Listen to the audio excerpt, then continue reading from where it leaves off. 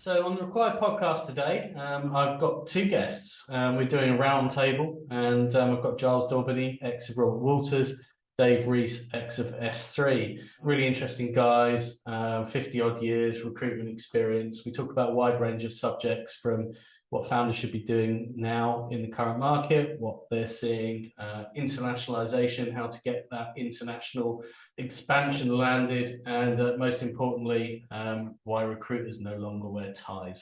Really hope you enjoyed the episode as much as I enjoyed talking to them. So welcome to the RecWired podcast. Today, this is the first and hopefully not the last of our NED Roundtables, where we bring in experienced executives to come and talk about what they're seeing in the market trends, and give us the benefit of their experience. Today, we've got two legends of the industry, Giles Daubeney, who's ex-Robert Walters, and Dave Rees, who's ex-SThree and also ex-manager of Andy Hallett at one point as well. So welcome to the show, guys. Really good to see you both. Just for the listeners or viewers, it's first week of September. Feels like the summer has gone on for a long time, but it's got a real back to school. I think Monday is back to school, as we're coining it for the recruitment industry. How have you found the summer, guys?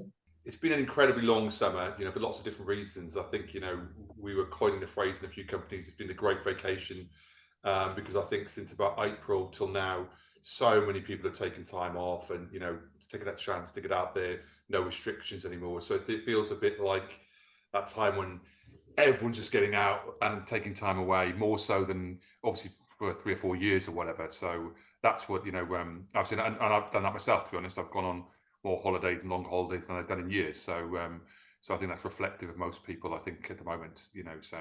Yeah, no, I think you're absolutely right, David. I think a lot of people have taken the opportunity to get away. They haven't had a holiday. I think, interestingly, the recruitment industry has been pretty buoyant over the last 18 months, and they've been flat out at work. And having not had holiday for a couple of years, I think a lot of people have taken probably more holiday than normal. I mean, I've been in London during this time because I tend to take my holiday in September, as I don't have kids of school age. And it's been pretty deserted. A lot of people away. I think people have saved for this and are going to come back next week, and it'll be interesting to see how businesses react and what goes on. I mean, certainly what I've seen over the last month or so, the market has slowed. The question is, has it slowed because so many people are away, or is there a little slowdown? I certainly know in tech, on the businesses I'm involved with, they have seen the number of vacancies slow down. But I think if you look at the market, there's still a huge demand and a shortage of good quality people across just about every area. I'd agree with that. I think there's definitely been a market slowdown in the last 3 months, right? June, July, August, definitely. And I think September, October, November, generally for most recruitment organisations, is the busiest period, best results, all that, coming into whatever year end that people are in, ramp up, whatever. So I think most of the companies I'm involved with talk to are confident of a step back up in September, October, November, but no one knows really how much of the June, July dip was market recessional chat or on holiday, or just a combination of both. But I don't think anyone's stipulating that they're going to return to Q1, Q2 type of performances, which, and Q3, Q4 last year where the yields were pretty stellar, but I think it's a very interesting quarter. But I think there's confidence that it's not all doom and gloom out there, that there will be a good, September, October, November, I think, relatively. So you both advise companies now, in a sort of almost a fractional capacity. What's the big difference going in as an advisor or a chairperson to these companies versus actually working in an organization? I guess what I find is you're there to advise and give help.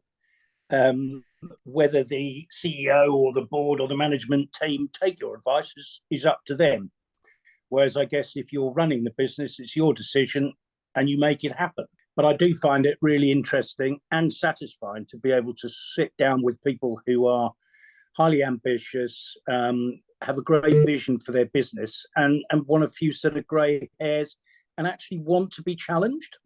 Yeah, I suppose for me, so it's, me, Andy, I'm probably but 100% all in, so I've tried to narrow the companies I'm working with, and I'm probably quite involved with those companies now, and not just in advising, but probably more an executive advisor. I don't even know what it's a made up thing I've made up now, but I'm quite involved in it in some ways. So, and I'm really enjoying it because, I've taken a while, I really want to work with companies that I enjoy the management team, have fun, going somewhere, some type of clear proposition, motivate, all these things, really good chemistry. So I think, working with people who do want to take on board, want to learn, want to, grow, whatever, in the right way. So I'm really enjoying that. And, what I really enjoy, probably the biggest point of the job that I'm getting is that I think I've come from a big corporate world, where we were very thought things through, put plans together, all this stuff, are quite slow.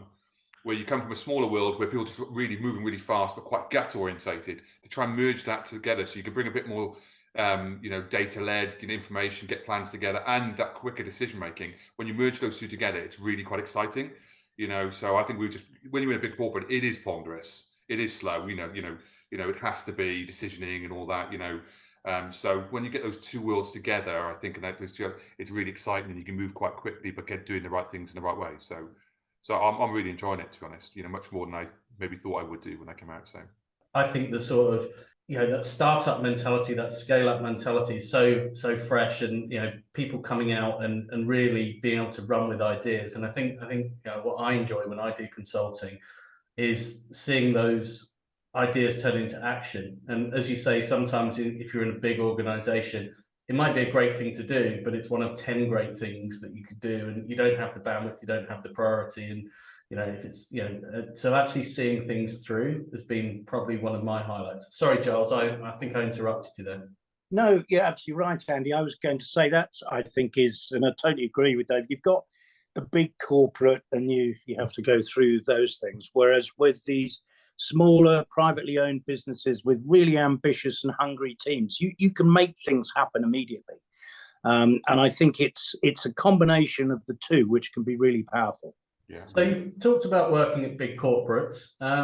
You both obviously work for listed companies. So what did you think of each other? I'm interested. So I probably know one half of this answer, but I'm sure all the listeners would be interested to hear. So when you were peeking over the fence at Robert Walters, what did you see, Dave?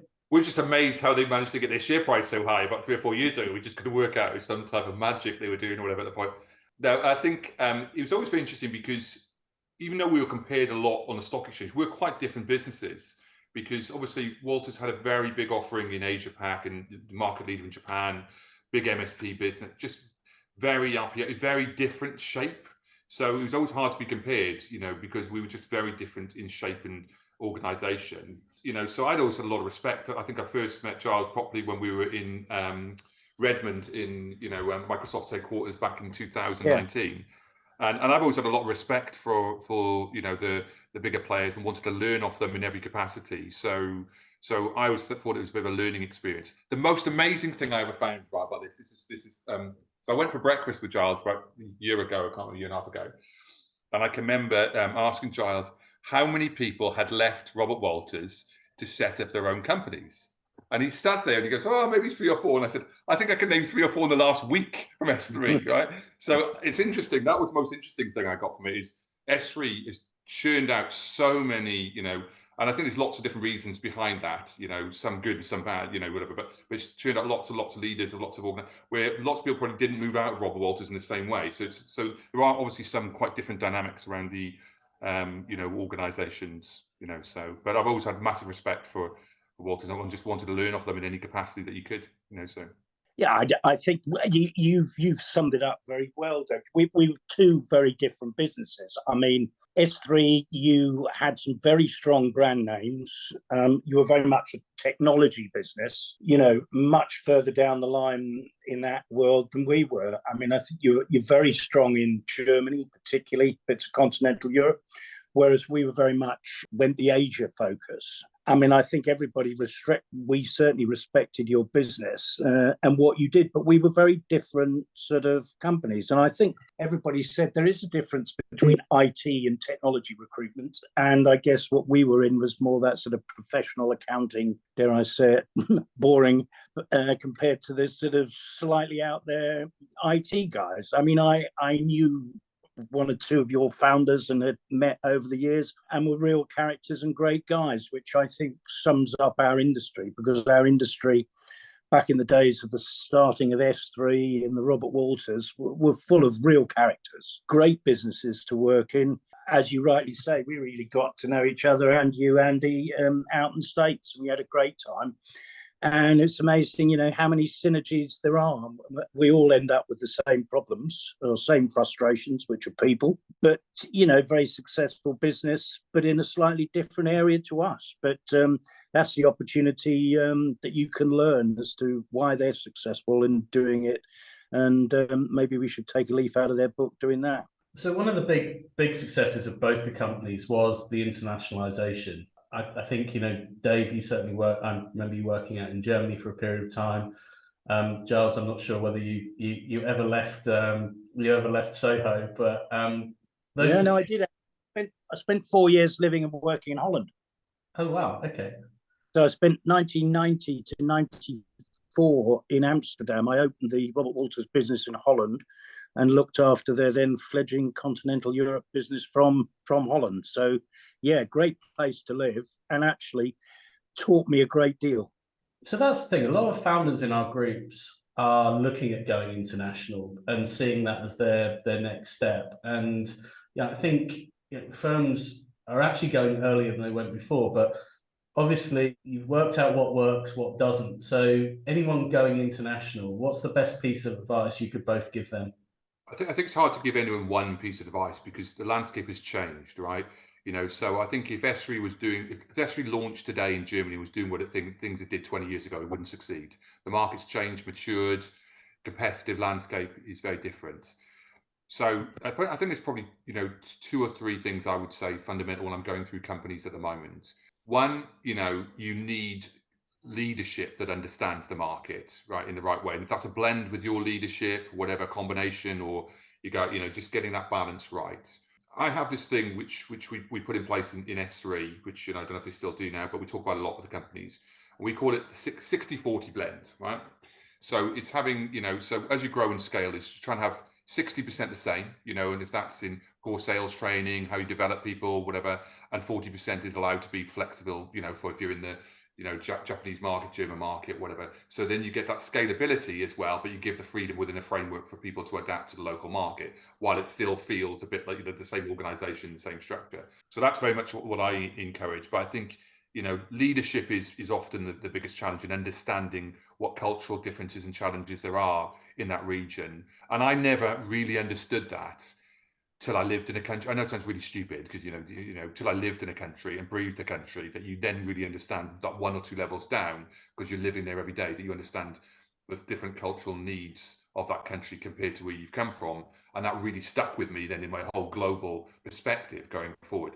I think we were quite strict at that point, if you can remember, Andy, where everyone had to go somewhere at the senior table. It's like they sent us all out around the world. You weren't allowed to progress unless you'd been somewhere. I think there was not a single person who hadn't been for 3 or 4 years outside the UK somewhere, to really appreciate that difference and bring that knowledge, and also bring that knowledge back then into, the management team, board, whatever you want to call it, to influence the direction of the company. So those are probably, leadership and understanding the cultural differences, but also getting that 60-40 bit right, I think, so you don't go completely, off piste or whatever, in a way that then completely distracts from your organisation. If that makes sense. Yeah, no, I think, and I agree with Dave, international offices and opening internationally is all about doing your research in the market and having the right person or people to send there. Our strategy was very much, my strategies, I used to send people from within the organisation. But a good example of where we got it wrong was Japan. When we first went there, we didn't have anybody we felt who knew enough about the market. So we went into the market, hired somebody who was English, who spoke fluent Japanese, but it didn't work out. Luckily, he hired somebody who was extremely good, a guy called Shane Shibra. And then I transferred a guy called Kevin Gibson, amazing guy, who'd opened Australia for us, opened Singapore for us. And then he and Shane, as a combination, were phenomenal in building that business. Kevin is a front man, salesman. Shane was right on the detail. And I also believe sometimes in really being successful in opening international offices, if you can have a team, a management team of two people who complement each other, that can really accelerate your growth. And then you need to hire locals and train them quickly. One of the things that I certainly see in the market at the moment is that I think a lot of people are excited about international and think that's what they want to do. And I'm not sure they do quite as much research, digging under the bonnet, talking to the competitors, talking to some clients out there that they probably should do. I mean, from my point of view, investing time in doing that before you go is invaluable. I'd like to build on it because I think, I agree with everything you say there. And I think our Japanese experience is exactly the same as yours. When we got someone external and someone internal together, it flew. So someone who understood SThree, but also someone who understood the Japanese market, got them together as a unit, it absolutely flew. So that's almost like the perfect combination. If you can go to a new country and get someone in and a combination of someone from the organization, so you're getting both elements. I think, that the two elements, the adage is no leadership, no office, right? So if you haven't got strong leadership, you don't go anywhere to a country, it'll collapse, doesn't exist, right? And then the other thing I think I build on with, what Giles said was, I think we were probably too much like that in the end. We'd spend 6 months researching a market, right? To the nth degree. We'd have every report available to us and every piece of data, and we got very sophisticated. But I'm seeing at the other end of the moment where people are rocking in with 2 slides and we're going to go to this country. Go, hold on, it's like, where is the risk? This is like, where's the research here? Someone else is doing it. I said, let's go away and understand. But I think there is a bit of a lack of detail, information, research all round, market, challenges. And definitely when you do, particularly when, we were very contract focused, so when you start doing contract, permanent's a very replicable model. It's the same model pretty much everywhere, right? Contracts not. Every country is different. The EU never got together, their heads together, and worked out any type of combined employment laws across everywhere. Or, it's just, there's some countries got 3 or 4 different models. You even pass into Holland, you even pass through models. It's very complex. So I think that's where, and in the end, I think we got to the point where, because we were contract led, we'd want to break contract first because we thought that was the hard bit to do. So if you could get the contract model right, actually perm would be, should be easier on top, sort of. But I think that, it's definitely a lack of that thinking things through, putting a plan together and doing the proper research on the market before jumping in there, And we got, I always say, we got everything wrong, right? So I think we launched in Germany 3 times or something, before we got it right or whatever. There's so many stories like that. Most countries we were in were, we called our America our longest overnight success, wasn't it, or something like that? So it was a very long. It wasn't like a bang. So lots of things went wrong on the journey. We got lots of things wrong. Didn't understand stuff. So I agree with you totally, Dave. I mean, we made plenty of mistakes, but of course, the more you do it, the better you get at it. So I think as time went on, we didn't make some of the basic mistakes that we had made, and therefore we could open offices quicker, and more importantly, we could get them up to a break-even stroke profitable situation much quicker. I mean, one of the last ones I was involved with was when we opened in San Francisco, which was profitable within 8 months. The biggest. God, sorry, Dave. No, I suppose the biggest learn I've learned, and I haven't got as much experience in Asia as you, obviously, and some of that's a bit slightly more challenging in some markets in Asia, but was, how quickly you need to bring local management through, because it can't be seen as a British club or whatever, or a ceiling on, okay, well, actually, I'm coming here, but all the leadership team are going to be British. And we had some challenges over the year. I think Germany, we got that really well, really quickly moved on, we're, in the right way, it still took a long time, but, so Holland, etc. And then you get huge, aspiration and inspiration from the staff if they believe they're not in this world which run by, just, some expats who've come over and staying there, that they believe this is a proper integrated, organization in that territory with directors, managers, whatever, that are local. That is absolutely, to me, absolute. And wherever we had that, we had success for us. Yeah, totally agree with you, because you've got to get the buy-in of the local market. And if you're seen as a sort of management team of expats, it doesn't go down well. I mean, interestingly, and I'll use the Japan example. I mean, the management team in Japan, still today, two of them are not Japanese, but those two people have lived in Tokyo for over 25 years. And they speak Japanese, and that is their home. So that's the only way you can sort of get away with it. They're seen as locals. But I totally agree. And the biggest and fastest success is to get that combination of one of your own, and he or she have hired some locals and training, and then the locals can see that they can develop their careers, they can go on into management, and ideally the RW or the SThree person goes off and does another one somewhere else, leaving local management to run it. So I guess the question as well is, I know Robert Walters did 3 acquisitions, Giles, and SThree never have done, as far as I'm aware. Why didn't you just go and acquire this? It's already out there. Why didn't you just go and buy it? I think the big question we had about acquisitions is the culture. Robert Walters, as a business, traditionally never really hired people from the competition, very rarely. We tended to bring in people who'd got a minimum of a couple of years' work experience. Back in the early days when we first started, the accounting firms were a great source because they used to boot people out if they failed their exams. So, we'd get people from Ernst & Young and Coopers & Lybrand who'd maybe failed a couple of exams at P1 and wanted to do something different. But then we would take people from the services, the police force, ex-teachers, somebody who'd been selling the Yellow Pages, and we used to train them. And I think the problem with acquisitions is when you bring somebody in, the DNA is different. And the other big difference, which you guys will know, is Robert Walters as a business did not pay commission. We had a quarterly bonus scheme, which allowed people to earn as much, potentially, if not more, if you were on a commission scheme. But if you were buying a company and you came from, a commission scheme, to try and get your head around something different was very difficult.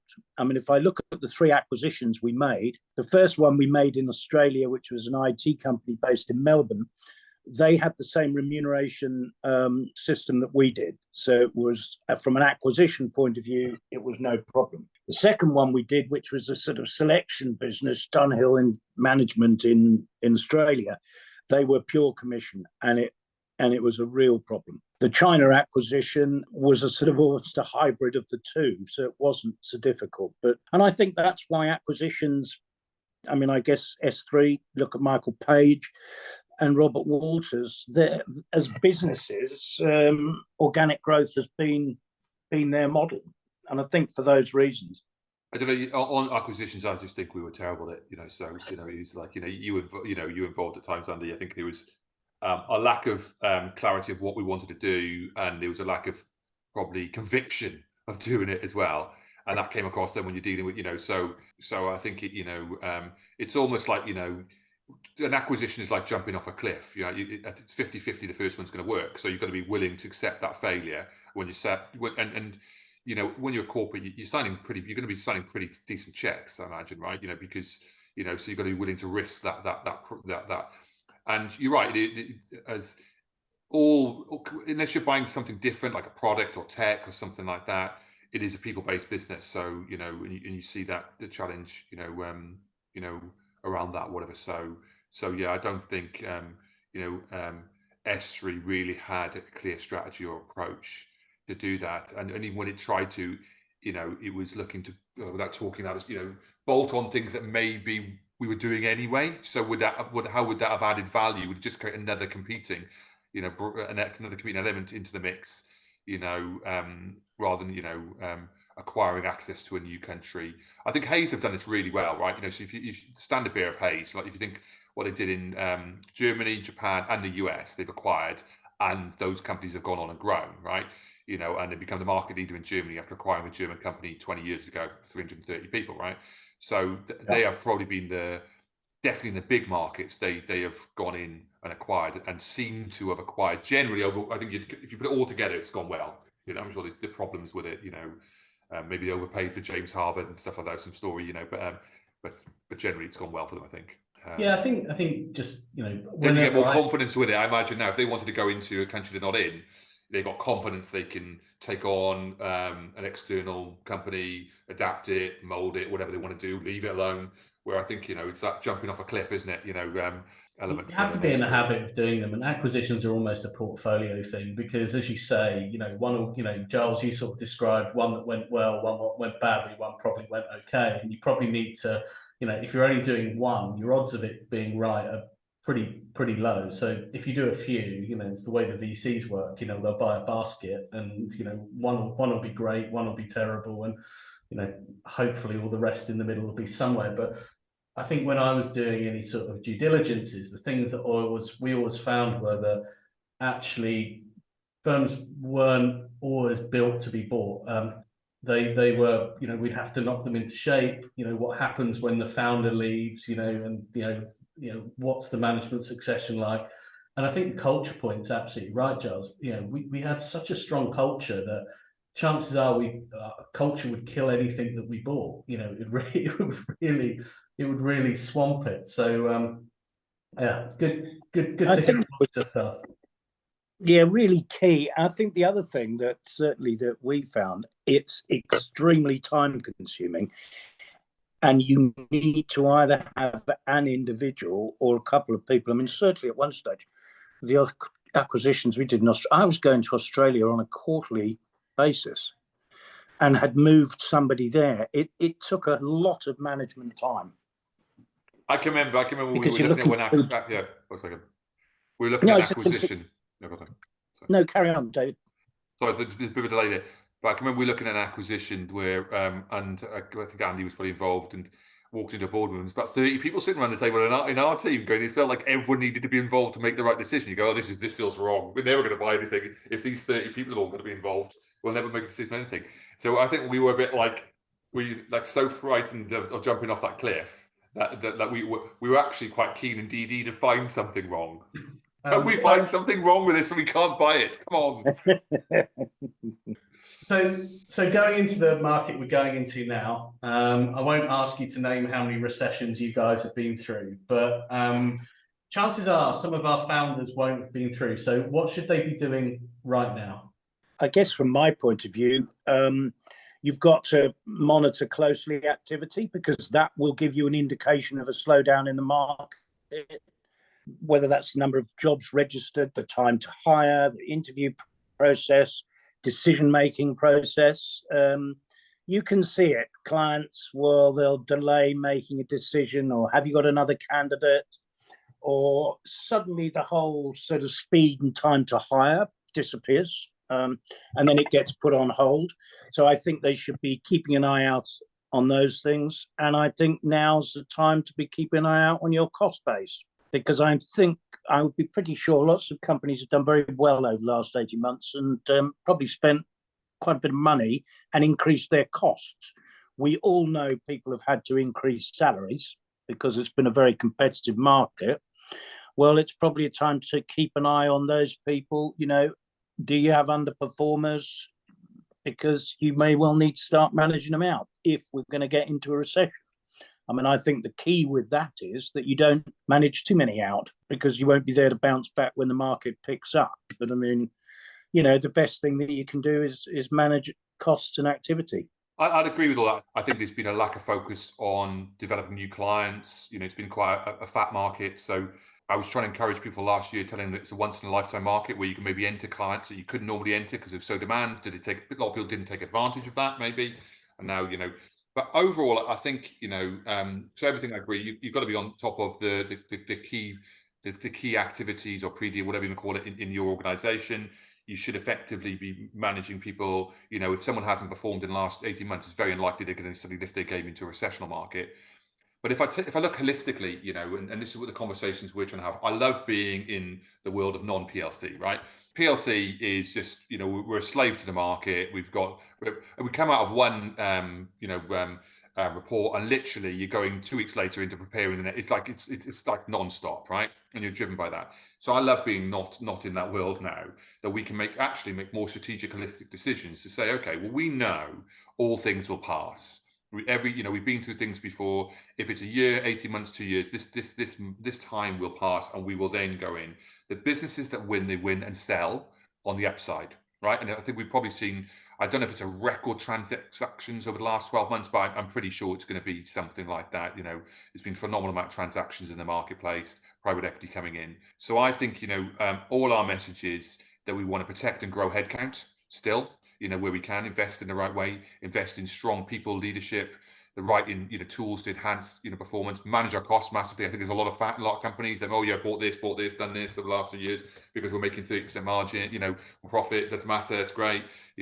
Everyone's doing a review of their costs, but we want to continue and invest in the right areas that we can grow. And if we've got to shrink profit next year, if profit's got to half go down, I would take that every day of the week.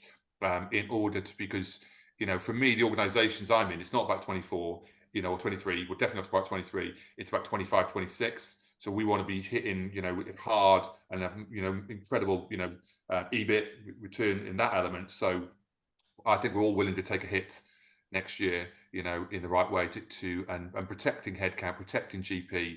We're going to see yields drop, I guarantee it, from the highs, whatever. So my advice is think long term, don't think short term. Do not be reactive. Yes, get rid of underperformers, all that, but do not be reactive in this market. And I think as an organisation, at times we've been too reactive. When I was at SThree, and we regretted it afterwards. Whatever, going back to 2009, you probably remember, Andy, we made a third of the UK, 25-30%. By November, we were hiring like crazy. You know what I mean? 8-9 months later, so that would be my record. Don't think short term, think long term. I know that's easy for me to say. I'm not an owner of a business, and it's not my cash going out the door. Have good cash lines. We work with everyone at the moment to make. We've got good cash reserves, good access to cash. A good drawdown facilities. So you've got that. Whatever we used to call the accordion of capacity if you need it. So that's what I would hugely recommend if everyone got their house in order on that as well, definitely at the moment. I think for me as well, it's a good opportunity to, as you say, take stock, to challenge that underperformance. But also as well, I think there's a whole generation of recruiters that haven't had to business develop. So I think it's a real training and development opportunity for people to actually learn that. And actually some people will leave the industry because that's not what they signed up for, or not that's what not that they're potentially good at as well. So I think you've actually got a real challenge for firms, basically getting their teams match fit for the market it's going to be, because pretty much I think, Giles, you said 12-18 month run where it's been the best market ever, and it's been brilliant. But there's a different set of tools going to be needed going into the next 12-18 months, definitely. And how many people will be able to make that transition is going to be super important. But what I've seen smart companies, what I've seen and I feel they've done is, instead of just live off that fat for 18 months, they've accelerated their company journey by quicker. So they've used that time to go maybe 3 or 4 years ahead of where they were going to be, but still got all the good working practices. Other people I've seen, I think, have just lived off the fat and haven't really evolved or changed on that journey. So, if that makes sense. So I think there'll be companies who are really fit for purpose going into this, and the world has changed. It's a competitive marketplace. You want to make sure you've got a clear, good proposition. Proposition. I look for companies that have got good propositions, that are very clear what they do, why they do it, and how they're building around that and everything they're trying to do.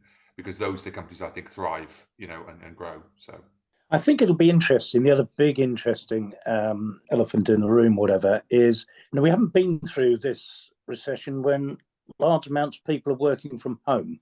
And I think that will have a significant input, because I think when it does get tough, you rely on the team that you're in, bouncing ideas, sharing those few jobs around. When you're sitting at home, I'm not sure it's going to be quite so easy. So I think it'll be interesting to see how people will react to that. Are you seeing much of a trend? Because I'm starting to, after the pandemic, I think you had three camps: everyone back to the office, everyone work from anywhere policy, and a hybrid policy. I'm actually seeing a definite return to people saying come back, and also in corporate world, you're seeing that with companies like Apple saying, nah, we need to all be together to collaborate. So are you seeing much of a change in the companies you work with? I think the genie's out of the bottle, right? So you can't put the genie back in the bottle, right? Because people won't accept that. And there's different points on your journey of your career, right? In different and requirements and stuff like that. So my view, I don't think I speak to anyone who's got this nailed, right? So everyone's still, I feel, learning and trying to adapt to this world and trying to make the best they can of it. But I still feel everyone's keeping an eye on outside, what everyone else is doing and what they feel they should be doing, staff engagement, all that. So to me, it's definitely going to be a hybrid, right? And we were sort of in a bit of that journey before, and we had a bit more flexibility, creating technology platforms, all that. It was all sort of tiny bit happening beforehand, but obviously not on the scale it's happened. Because I think the genie's out the bottle. If it's a blend, 2-3 days in the office, 2 days at home, whatever, when you're experienced, I think there'll be more opportunity to pick up talent. People are more willing to pick up remote talent now than they were before, and if they know them. Like, say someone's out in a completely America, with a lot of this happening, where people may be in a location you wouldn't have hired them before, and now you'll hire them remotely, bring them into the office maybe once every couple of months if you know that, lots of different things happening. So it's going to be a blend, to me, and I think people are just going to expect that as well, and it's going to be non-negotiable, almost on the part of when you're interviewing someone, that there's going to be some type of blend at some point that I can have. I think that's my view. No, I totally agree with you. In the businesses that I'm involved with, most people are in either 2 or 3 days a week. And I don't think that is going to change. I mean, there was quite an interesting article, was it in the Sunday Times? I want to say it was about Apple, about the big problem that they've got. They've said they want everybody back in the office, but people aren't going. Not going to go. And then you then get into a big sort of debate, which here's not the right forum, as though, mind you, it would be very interested, this whole sort of woke culture. Yeah, that's a bigger debate. Not today, with only 15 minutes left, Giles. That's a big one. Maybe not for the podcast. So, I mean, it's interesting. I mean, you've definitely seen that, and you think about how far they come from me having to hide Jeff Hancock from you, Dave. That he was actually working in Cornwall for a large part of his career, but again, he was a perfect example of big corporation had its policies, and you either fit them or you didn't. So I think the issue is that it's not a one size fits all. Because every individual is massively different in terms of their requirements personally and professionally, and also as well, I think it's a competency thing as well. I think when you're learning a role, it massively helps if you can be surrounded by those people, as you were saying, Giles. I think the problem I'm seeing with people, what they're having, right? So in the model, one thing about the recruitment industry, right, and everyone's going to hate it, it's quite a backward industry. Right, it is, right, and when you go out and work in like tech and other areas, we're just slightly antiquated. We're a sales-led growth industry, right? So we still rely, I'd say, most companies rely still about 70-80% on elbow grease, picking up phone, whatever, dialing, and all this stuff, right? There's not much, some companies with good propositions getting a lot of inbound, but generally there's a lot of that's around there. So what that challenge requires. And sales is quite unique as well. You want some type of motivation. You need people to learn by osmosis from other people. But then if you've given all the top billers or the really good people flexibility to work from home, who are the trainees learning from, right? So they're sitting there in the office, maybe they're coming in and no one else is coming in, and they're just learning off other trainees. I don't know. So this is all we're trying to get that right as well, to try and balance off. That if you are going to say if you've got a model which is hiring a lot of graduates, who are they learning off? Are you going to ask everyone else to come in just to learn off them? How you create that right culture, and all that. So I think there's a lot of moving parts here at the moment, and I think technology's been amazing, and it's freed us and allowed us to do things, and allowed me to do things. I can go away on holiday and work for 2 days from anywhere in the world, like I did. I was in Canada, and I did board meetings when I was in Canada. phenomenal. So I had a choice to do that. It's been incredible, but also there's a lot of stuff technology can't do yet. It can create collaborative tools and all that, but it can't motivate. It can't get you in a, and sales, there is this underlying thread that is required in sales because it's hard. And BD it's the hardest part of the job, right? If you sit at home on your own all day just BDing, it can be quite soul destroying. I can imagine, well, definitely if you're junior and you're like you've only been out 3 months out of university or something like that. Different if you're 5 years, maybe you're used to all that. But I can imagine me quite soul destroying, sitting in a room in my house all day, just BDing. I don't know. Agree. I think people thrive on a bit of competition, or to be able to sit opposite somebody and, I've had a difficult call, or, okay, right, we've got half an hour. Let's see who can make the most calls or get the most meetings or whatever it is. And I agree with you, to sit at home on your own, it'd be pretty soul-destroying. Yeah. Or just saying, I've heard that call, I can help you on the next one. That was really, So I don't know. I'm sure there'll be better technology going forward to help us more that I'm not aware of today, right? In 5 years' time. I can remember being in Redmond with you when we went to see Microsoft, and they took us to the house of the future and the office of the future and all that. Oh, we were so underwhelmed. Yeah. We came out of it. Was that it? Was that it? The only thing we thought, the woman who was showing us around, she's quite cold and and we thought she might be a computer or something. This is going to be the great reveal at the end. That she's going to be an AI, and we're going to go, oh my God, they've blown our minds. But I think I hate to say it, we were slightly underwhelmed when the Microsoft showed us everything they had for the next 10 years. We thought, this isn't quite as... They did an AI stuff to us, and they they tried to translate live translation. It didn't work in front of us. There was like loads of things that didn't work, and we were going, this is the biggest tech company in the world, and so I think there's a lot of human elements that can't be done yet. That's I think. And particularly I believe industry. Yeah, it still relies on people to talk to each other, like we're doing now. Well, you've got to, in recruitment, you've got to. So there's two things that are unique about recruitment. One, your product is a person, and second, you're doing B2B and B2C, right? So there's not many industries that do that. And you have to. I think I have found this. We brought a lot of people into SThree who didn't understand the industry because we went through a big change. We moved our back. Loads of things happened, and I think they dumbed down the industry, right, a bit. I don't know, Andy might agree, whatever, not agree, but I think they did. They always is easy. But I said it's it's sophisticated. You've got to persuade your product to go to that interview. You've got to persuade them to take a salary $5,000 less than they wanted when there's so much going on. You've got to talk them through resigning. You've got to talk them through, and you said it's like 1 in 100 actually get the job they applied for on an advert, right? It was always, other scenarios. It's negotiation constantly, persuasion, all very human skills that at the moment, I think it'll take a long time for technology, quite emotional, skills. It'll take a long time for technology to replace that. I think a long time. And if technology does replace all that, we're all screwed.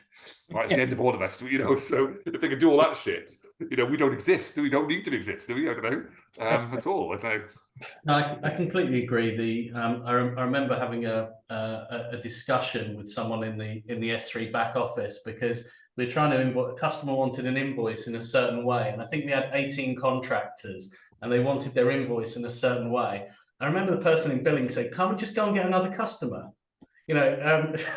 Because there was just no concept of actually how difficult it was to get 18 contractors running in a client. It was just, if you don't actually see how hard it's been to do that, to actually develop the relationship, to get 18 people in, to do that, then it's very, very difficult. So I completely agree. I think there are parts that are being automated and will be automated naturally, but it should free up recruiters to do the bit that we're talking about. So the RecWired group, I did put a message out this morning, and I said, I've got Giles and I've got Dave on. What should I ask them? And I've asked the question around who was better. I asked it nicely, as in, actually, what did you think of each other? But the biggest question we got was, why did I have to wear a tie for 10 years?